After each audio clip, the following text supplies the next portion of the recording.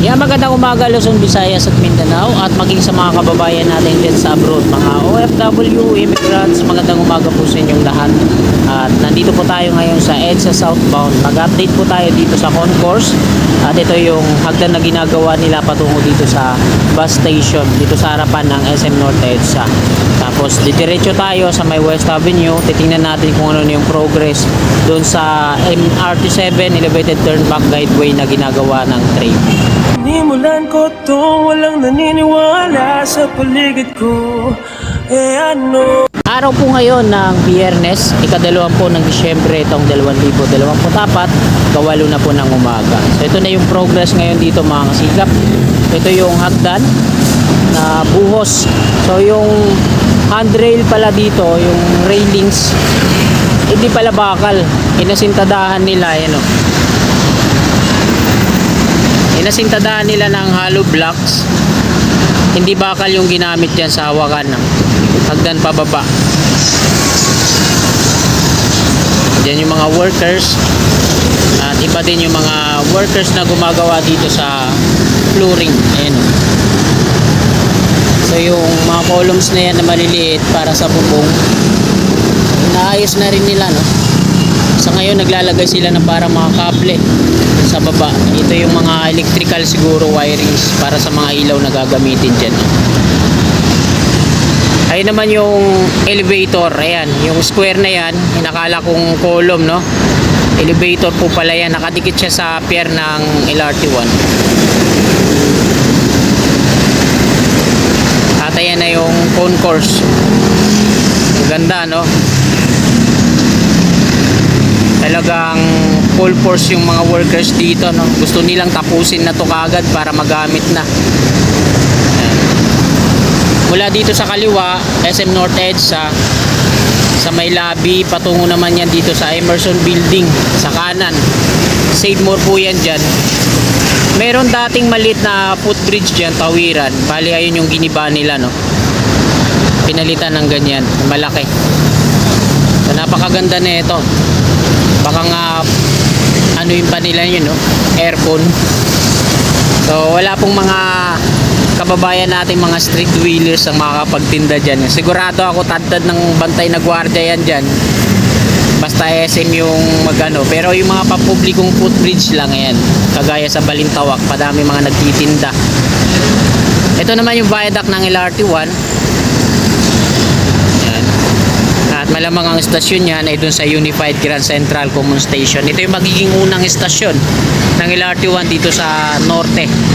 At ang dulo naman, pag natapos na yung extension to Cavite, no? Sa may Niyog Bacoor. Pero sa ngayon, sa may Dr. Santos pa lang yung dulo. At ayan mga kasikap, nakuna na po natin ang update dito sa concourse SM North EDSA. Dadako na tayo sa may West Avenue at doon naman tayo kukuha ng update. Tapos doon tayo sa ilalim ng Unified Grand Central Common Station mag-end. So tara, let's go!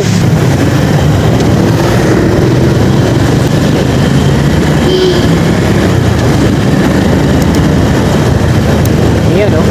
Ganda na niya, no? At ayan yung Unified Grand Central Common Station. MRT7 North EDSA Station naman sa kaliwa.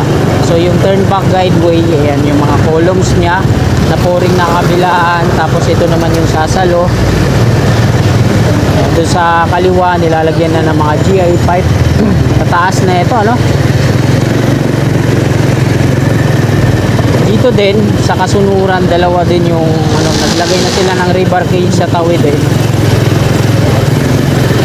Tapos dito diretso patungo doon, single na yung mga rebar cage.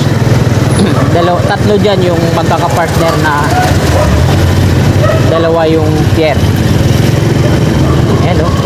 Hilera patungo doon, talaga nilalagyan na nila unti-unti ng mga net. Tapos installan na ng round concrete form. Nagkaroon din sila dito ng pagbabakod, ano? Ito yung mga rib type na kulay asul na yero. At eto nga yung West Avenue ay medyo sumikip na po dito, no? Lalagyan na nila ng mga GI pipe. May bakod na rin dito.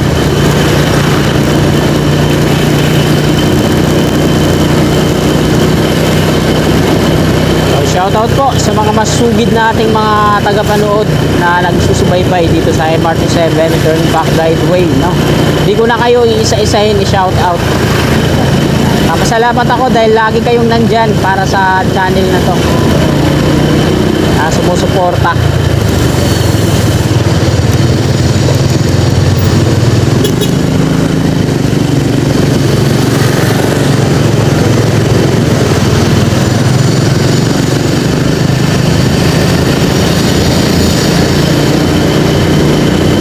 May mga bagong container na rin silang nilagay dito. At malamang hanggang doon na yan sa examiner diretso yung rebar cage alignment mga na-install nila.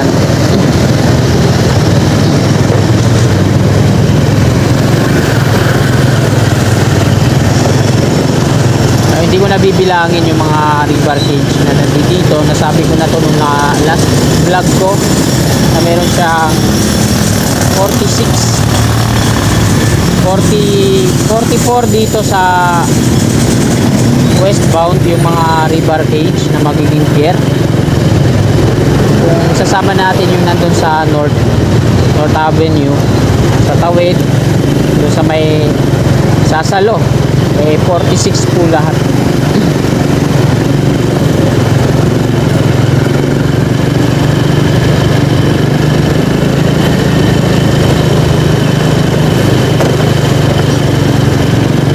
Dinismantle na yung yung malaking na yun ng crawler crane.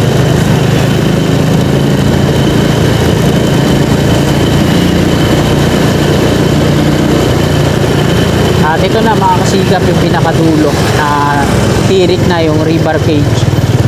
Examiner na po ito dito. At dito na ako mag-U-turn.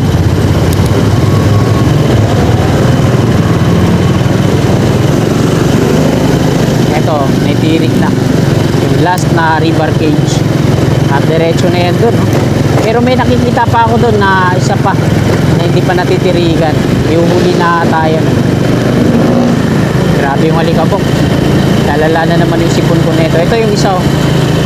Meron ng temporary steel casing. So meron silang ginakamer doon. Baka meron pang aayusin. Ay, sama. Yung crawler crane dyan, dinismantle na yan. Bagay, marami naman silang mga heavy equipment na ginagamit dito.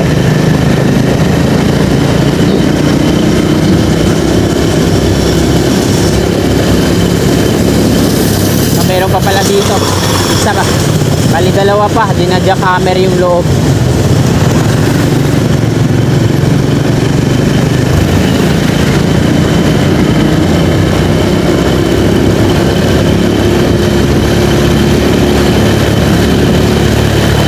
Ayan o. Sana makapag-vlog ako mamaya dun sa Kapaginaldo, no? Ano ngayon? 86 founding anniversary ng Armed Forces of the Philippines, AFP.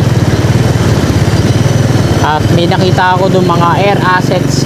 So hindi naman halos lahat. Nangunguna yung nakikita ko doon yung Black Hawk helicopter. Meron pa pala dito isa. Sana makapag-vlog ako mamaya doon at hindi ako pagalitan.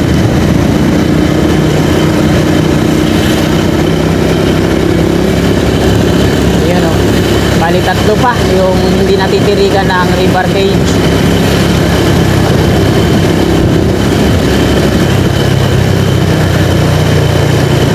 Ay, meron pa pala. Ay, hindi. Meron pa pala dito. Apat. Kaya pala malayo pa yung distance. Talagay sila ng ng bakod dyan. So binakuran na nila ngayon dito. Kabilaan. Hindi pa naman lahat, pero ayan na yung style ng bakod. Mga rib type na kulay asul. Dito yung mga engineers nila, mga bata pa. Ito yung bago nilang dagdag dito sa kanan.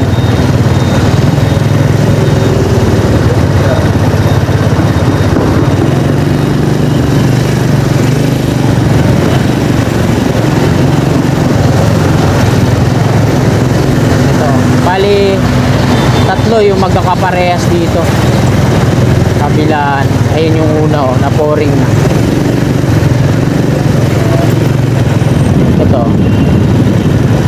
southbound EDSA na yan dyan. Ayan, yung, pag sinali yung dalawa dun sa dulo, pang 46. At ito na yung Unified Grand Central Common Station. May mga pedestal silang ginagawa dito. Tapos ito yung pedestal, nalagyan na nila ng steel pole. Dito may ginagawa din sila.